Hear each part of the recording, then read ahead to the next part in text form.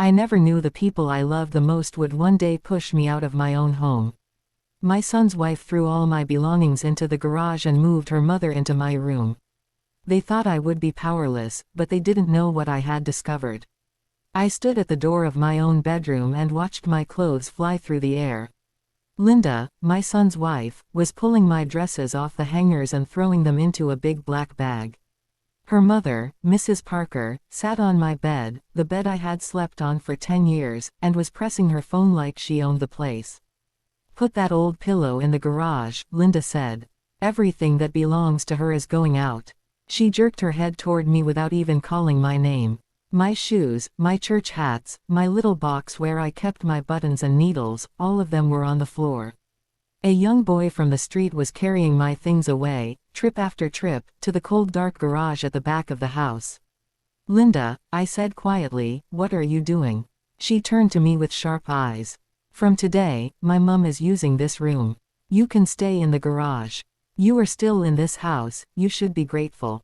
My son Daniel stood behind her, silent, looking at the tiles. He did not look at me. He did not tell her to stop. My heart hurt like someone was squeezing it. This was my house. This was my room. My late husband and I built this house when Daniel was still in primary school. Now my clothes were in the garage like rubbish. I wanted to shout. I wanted to cry. But I did not. I stood there and watched them move Mrs. Parker's suitcase into my wardrobe. I watched Linda strip my bed and put new sheets that her mother had brought. They laughed together like they were decorating a hotel room. Linda thought I was weak. She thought I had nowhere to go. She thought she had pushed me to the ground and stepped on my back. But Linda did not know what I had discovered that morning inside my late husband's old Bible. Because of what I had seen, I did not shout. I did not grab her hand. I did not fall on the floor and beg Daniel. I only held my small bag close to my chest and said in my heart, "God, you see everything." Then I stepped away from the door. To understand why this hurt so much, I must tell you how we got here. When my husband died, the house felt empty. Daniel said, "Mum, come and stay with us. We will take care of you." At that time, he and Linda lived in a small flat in town. She was kind in the beginning. "Mum, sit here," she would say. "Mum, I cooked rice for you." When their rent went up, I told them, "Come and stay in my house. It is big. There are 3 bedrooms. We can live together." So they moved in. I gave them the biggest room because they had my grandson, little Tommy. I kept my own room near the back, the one with the window that faced the mango tree. At first, we lived in peace. I took Tommy to school. I swept the compound. I cooked on weekends. But slowly, Linda changed. When I told Tommy not to hit the table with a spoon, she said, "Mum, he is just a child. Let him be." When I reminded Daniel to pay the light bill early, she whispered loud enough for me to hear, "Since we came here, everything is about bills and rules." She started to sigh when she saw me watching TV. She started to serve me food last instead of first. Small things, like tiny stones in my shoe. Then one day, she said to Daniel, "We should put your mother in a small room. We are the ones working now."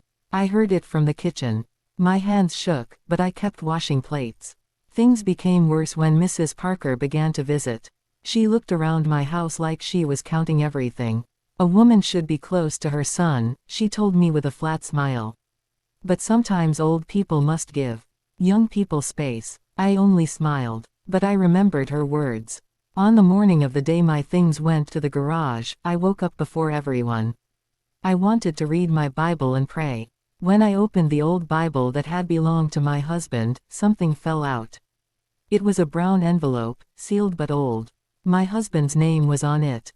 My own name too. My fingers shook as I opened it. Inside was a paper with big letters on top.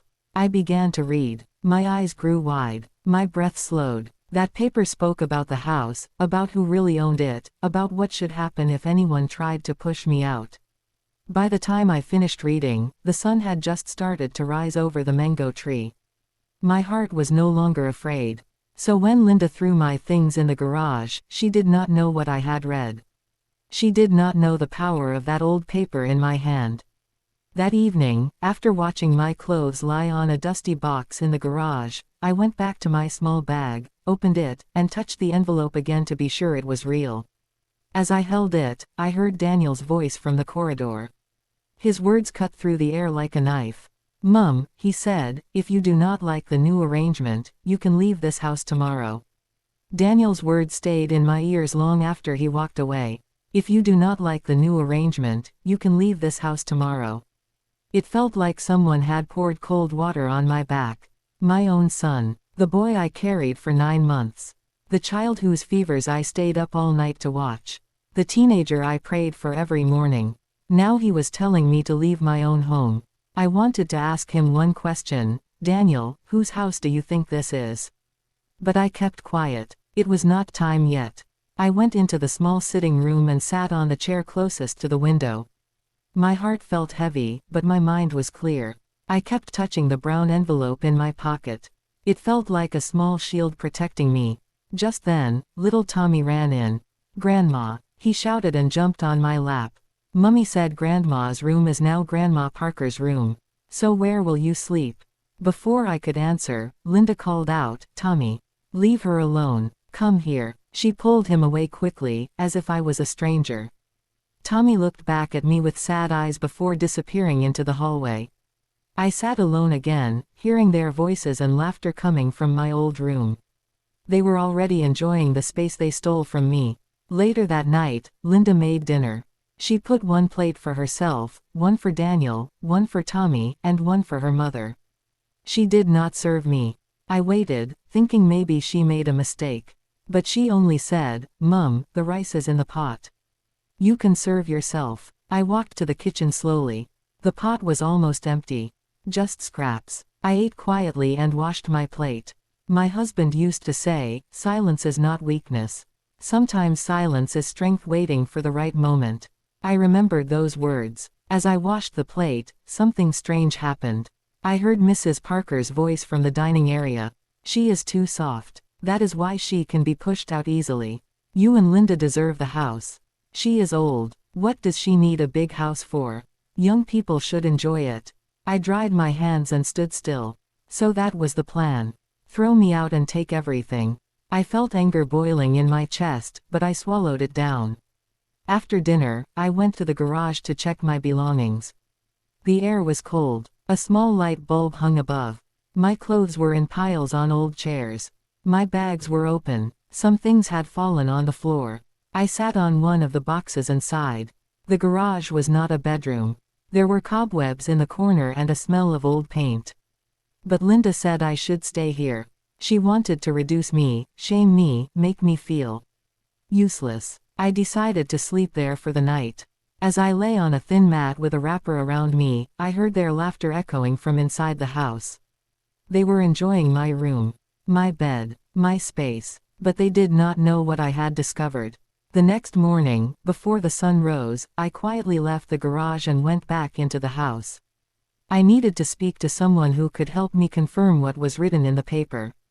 I knew exactly who that person was, Mr. Robinson, my husband's old lawyer, who lived 3 streets away. I put on my scarf and carried the envelope. I planned to leave without anyone seeing me. But as I reached for the door, I heard a soft cry. It was Tommy, sitting alone on the living room floor. His eyes were red. "Grandma," he whispered, "please don't go.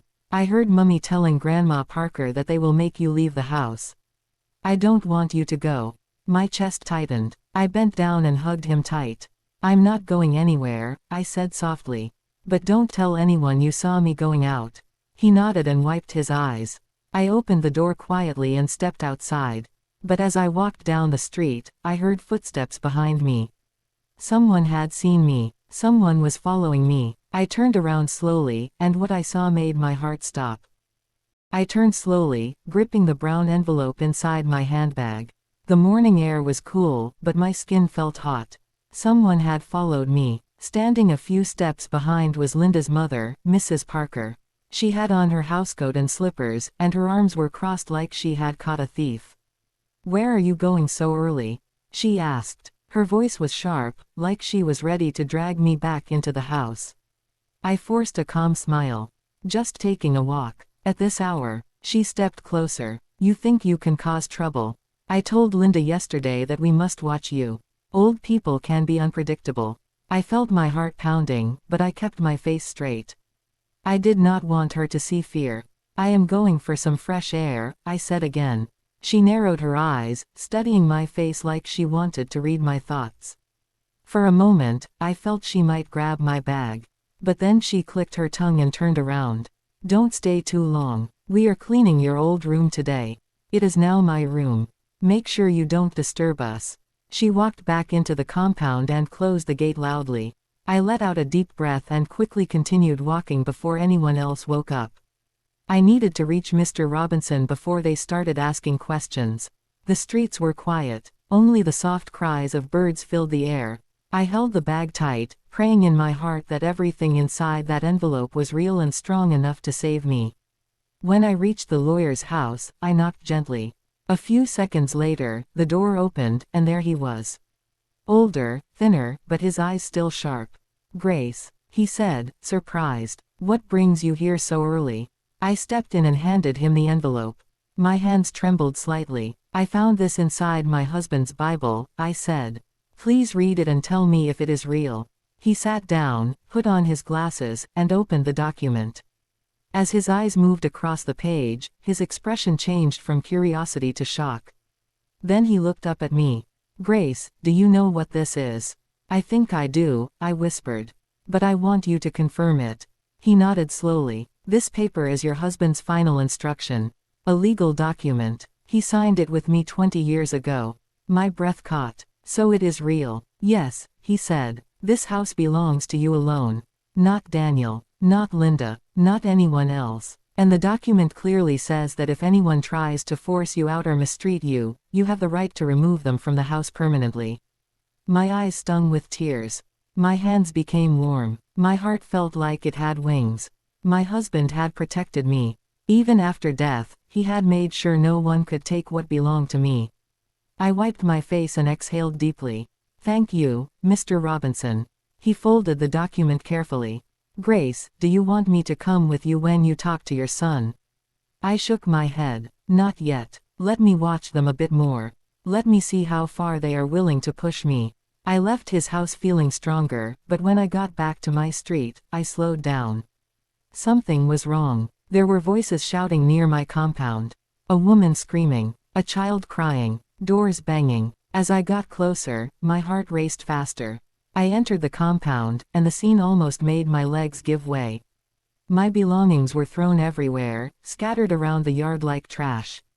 Dresses torn, shoes broken, my sewing machine on the floor.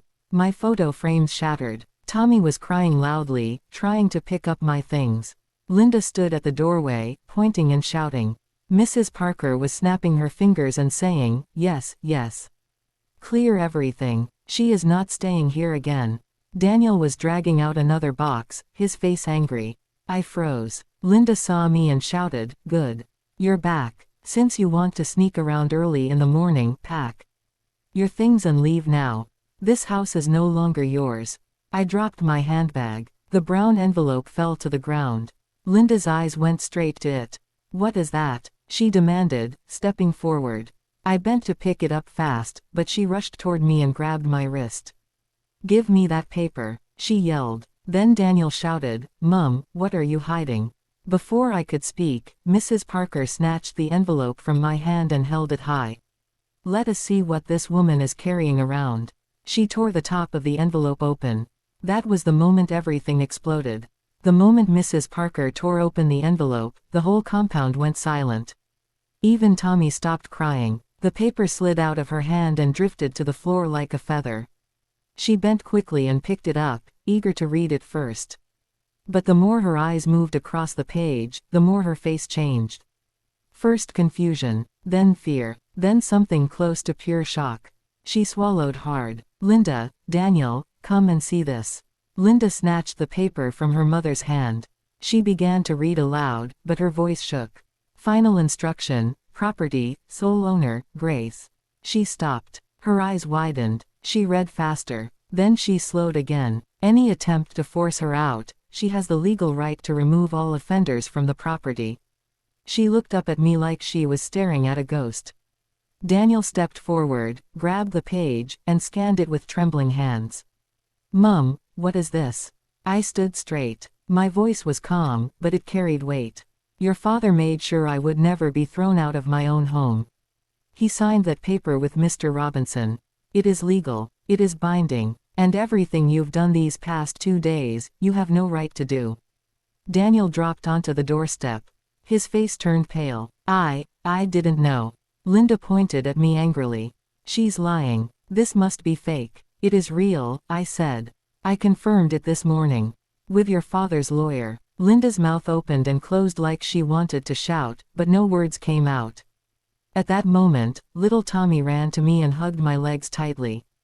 "Grandma, please don't leave," he cried. I bent down and held him gently. "I'm not going anywhere." The scene was heartbreaking and messy, but I was still calm. I had learned something in life: when people think you are powerless, they show their true colors. And the world sees them clearly. I stood and faced the adults. "Yesterday, you threw my things into the garage. Today, you threw them into the yard. You denied me food. You told me to leave. All of you, together, mistreated me in my own home." Linda's mother tried to step forward. "We were just..." "Stop," I said. "I am not finished." They froze. "This house was built by me and my husband. Every wall, every tile, every window. I welcomed you all here with love. And instead of gratitude, you showed wickedness." Daniel bowed his head. Linda squeezed her fingers until they turned white. Mrs. Parker looked like she wanted to disappear. "I will not throw anyone out today," I said softly. "But I will decide what happens next." I turned to walk back into the house. But then, as I stepped toward the door, something unexpected happened. Linda suddenly burst into tears and ran inside. A loud crash followed from my room. Something heavy, something expensive, something angry. Daniel rushed after her. I picked up my torn clothes with Tommy helping by my side. I thought the storm had passed. I thought things would calm down. But 10 minutes later, Linda came out of my room with a wild look in her eyes. She held something in her hand. A hammer. And she pointed it at me. "Mum is not staying here," she screamed. "I don't care what any paper says." The yard exploded into panic. Again, Linda's hand shook violently as she held the hammer toward me. Her eyes were wild, swollen from crying, but full of something much darker. Daniel grabbed her arm. "Linda, stop this. Are you crazy?" "No," she screamed, pulling her arm back hard. "She wants to destroy our lives. She wants to take everything from us. She wants us out." I stood still. I did not take a step back. Fear tried to sneak into my heart, but I refused it. I had already lived through too much. "Linda," I said gently, "put the hammer down. Nobody is taking anything from you. I only want peace." She shook her head. "Lies. You just want to control everything." Her mother rushed toward her. "Linda, stop. This is going too far." But Linda swung her arm again. Daniel struggled to hold her wrists. The hammer slipped from her fingers and flew across the compound, landing near the mango tree. For a moment, we all stopped moving. Then Linda broke down completely. She dropped to her knees and started crying loudly. Her mother knelt beside her, trying to calm her down. Daniel slowly walked to me. His face was full of shame. "Mum," he whispered, "I don't know what to say. I never imagined it would reach this point." I looked him straight in the eyes. "Daniel, you hurt me. You allowed disrespect in a house you did not build. You watched them push me out. You stayed silent." His head dropped again. "I'm sorry, Mum. I failed you." Tommy held my hand tightly, looking at his parents with confusion and fear. I knelt down and touched his cheek. "You will be fine, my boy. None of this is your fault." Then I stood and addressed the 3 adults who had turned my life upside down. "Now listen to me. This house is mine. Your father made sure of that. But I am not wicked. I will not throw you out into the street." Linda looked up slowly, her eyes red. "But there will be rules," I continued. "Respect, order, kindness. If you cannot give those things, then you will leave on your own." They said nothing. Even Mrs. Parker stayed quiet. I turned to Daniel. "Your wife and her mother will not stay in my room. They will move back to the guest room. And my things will be returned immediately." He nodded quickly. Yes, Mum, I'll handle it. Linda wiped her face but did not argue. The fight was gone from her. She had seen what she almost caused. We spent the rest of the day picking up my things. Some were broken, some torn, some ruined completely, but I was alive. I was standing strong. That evening, when the house was finally quiet, I sat under the mango tree and breathed slowly. Tommy sat beside me, swinging his legs. "Grandma," he said softly, "are you staying forever?" I smiled. "As long as God gives me breath." He rested his head on my arm. Inside the house, Linda and her mother stayed silent. Daniel kept pacing, thinking, realizing the damage his silence had caused. The sun began to set, and a soft breeze passed through the leaves. And then, just as the day was ending peacefully, the gate opened. A car drove in. I looked up carefully. A woman stepped out, carrying a small suitcase. She looked familiar, but I could not place her yet. Then she walked closer and said, "Auntie Grace, it's me. I came because Daniel called. He said you needed help." My heart jumped. The person standing in front of me was the last person Linda ever wanted to see. And her arrival would change everything. In the days that followed, peace slowly returned to the house. Daniel worked hard to rebuild trust. Linda stayed quiet, ashamed of how far she had gone. Even her mother walked softly, avoiding trouble. My room was restored, my things were returned, and for the first time in a long while, the house felt calm. I forgave them, not because they deserved it, but because forgiveness frees the heart. And I learned something important. When people show their true selves, believe them, but never allow their actions to break you. Strength is not loud. Sometimes it is silent, patient, and steady. And as the sun rose one beautiful morning over the mango tree, I knew one thing for certain. No matter what storms come, a woman who knows her worth can never be pushed out of the place God has given her. If this story moved you, tell me in the comments what lesson you learned, and don't forget to like and subscribe for more grandma stories.